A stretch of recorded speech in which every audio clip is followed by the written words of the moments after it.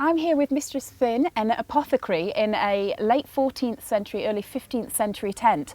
And Mistress Finn, you have lavender here. What are you doing with that? I'm preparing lavender for distillation. We're going to be making some lavender water and lavender oil.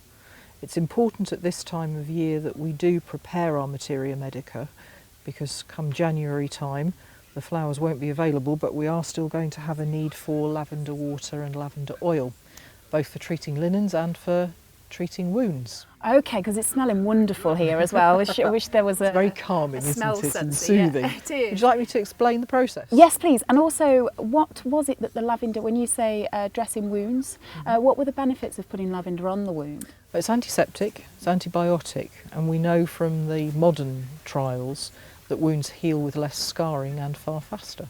Wow, okay, yeah, so tell us about this fascinating pot we've got here.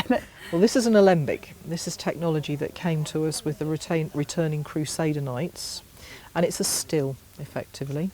Lots of words that begin al are Arabic in origin, so Alembic, algebra, algorithm, and this is going to work by putting the materia medica, earlier on it was rose, a little bit later it's going to be lavender, into the pipkin, which is the pot. That sits on the fire, the chafing dish, with water or wine, and then the steam rises into the condensation chamber, which is what the Alembic is, and the condensate drips out and is collected in the flask, and you get the flower water and then a few tiny precious drops of the essential oil on the top, and that's what's decanted and then kept. Okay, and what do you use the water for, the lavender water?